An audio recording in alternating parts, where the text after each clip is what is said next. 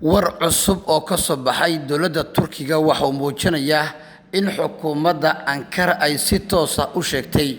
iyadoo la baarayo ceelasha shidaalka Soomaaliya lana soo saarayo in goobo cusub oo ceelasha Soomaaliya lagu tuhmayo in shidaalka iyo kheyraadka badan laga helayo in ay ku dhaqaaqayaan sidii baaristaas loo sameyn lahaa. saraakiil ka tirsan dowladda Turkiga waxay sheegeen in arintan ay ugu gol leeyihiin sidii loo gaari lahaa hadafka ugu hooseeya ee la xiriira in la helo kheyraadka dabiiciga ee Soomaaliya iyo in la bilaabo sidii loo raadin lahaa arrimaha guud ee ku aadan in la soo saaro shidaalka Soomaaliya.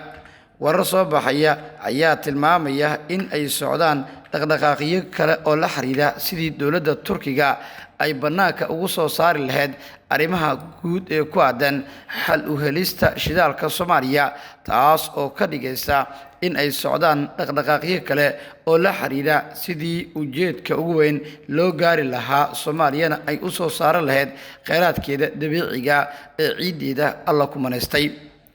mas-uuliyiin ka tirsan dowladda Soomaaliya gaar ahaan hay'adda batroolka waxa ay sheegeen in ay socdaan dhaqdhaqaaqyo guud oo la xiriira qaabkii loo soo saari lahaa shidaalkaasi.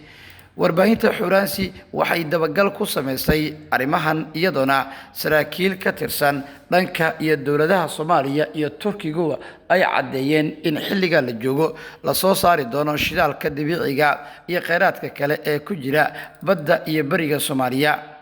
hiigsiga 2030 ee Soomaaliya ayaa markan waxa u muuqda mid bidhaamaya marka la eego tusaalooyinka muuqda ee la heli karo iyo raadadka la raacraaci karo. waxaa socda dadaalo kale oo la xiriira qaabka loo gaari karo ujeedada hiigsigaasi loo dhaqangeli karo.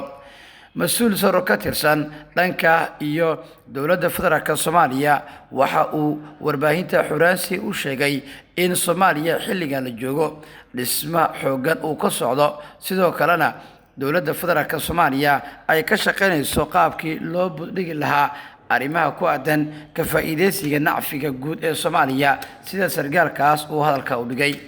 ilo wareedyo kala duwan ayaa warbaahinta Xuuraansi waxay u sheegeen in dowladda federaalka Soomaaliya ay sidoo kale wado dhaqdhaqaaqyo kale oo la xiriira qaabka ama ujeedka ugu weyn ee loo gaari karo hadafkaasi ee ah in la soo saaro kheyraadka dabiiciga ee ku jira badda iyo bariga Soomaaliya.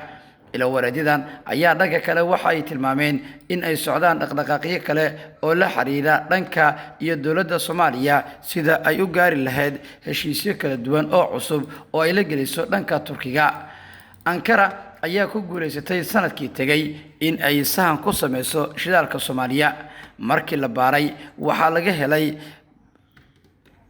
balaayiin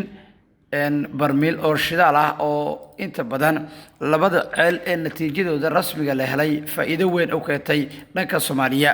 dhamaadka sanadkan ayaa la filayaa in loo dhaqaaqo arinta ku aadan in la soo saaro, waxaana wararka soo baxaya ay tilmaamayaan in ay socdaan dhaqdhaqaaqyo kale oo la xiriira qaabkii loo furi lahaa heshiisyada ku aadan in la dhaqaajiyo dhaqdhaqaaqa guud ee lagu gaari karo gunta hoose wadahadalka iyo wadaxaajoodka u dhaxeeya dowladaha Soomaaliya iyo Turkiga.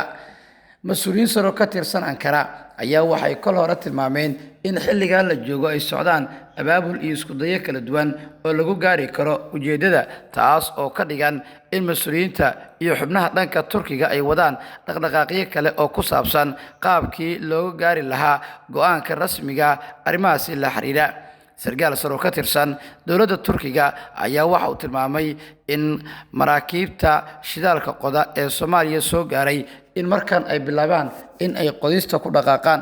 laakiin waxay ku dulwadi doonaan sahmin kale oo maraakiib kale oo Turkidu ay leeyihiin. waa maraakiibtii kolkii hore sahmisay dhanka iyo ceelashan shidaalka laga helo ee Soomaaliya, taasoo ka dhigaysa in mas-uuliyiinta Ankara ay ka shaqeeyaan sidii loo gaari lahaa gunta hoose ee ujeedka guud ee ku aadan in dowladda Turkiga ay noqoto dowladdii ugu horeysay ee Soomaaliya shidaalkeeda soo saarta.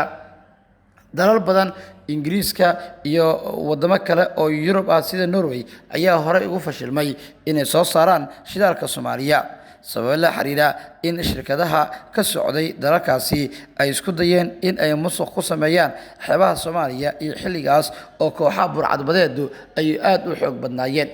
laakiin markan isbeddelka guud ee dhanka amniga la xiriira ee dhacay ayaa sababay in dhaqdhaqaaqyada guud ee ku saabsan arrimahan yihiin kuwo muujinaya xaddi ahaan dhanka guud ee ku aadan in la sameeyo isku dayadaasi, taas oo ka dhigaysa in mas'uuliyiinta Turkigu ay markaan bilaabeen in ay sameeyaan isbahaysi xooggan oo ay ku gaari karaan dhanka iyo faa'iidooyinka ka soo bixi kara kheyraadka dabiiciga ee ku jira Soomaaliya. Ilowaradyadaan ayaa dhanka kale waxay tilmaameen in ay wadaan isku dayo kala duwan oo arrimahaasi la xiriira, taas oo ay ku gaarayaan gunta hoose ujeedka, waxaana mas'uuliyiinta dowladda Turkigu ay sheegeen in ay wadaan dhaqdhaqaaqyo guud. Warbaahinta Xuuraansi ayaa dhanka kale waxay isha soo marisay warbixinada ay qorayaan hay-adaha inta badan ka faalooda arrimaha kheyraadka dabiiciga, iyagoona sheegaya in Soomaaliya arrintan ay ugu dhigan tahay fursad weyn oo ay gaartay marka la eego sida ay xilligan dowladda Soomaaliya ugu shaqeynayso qaabkii loo soo saari lahaa shidaalka guud ee Soomaaliya.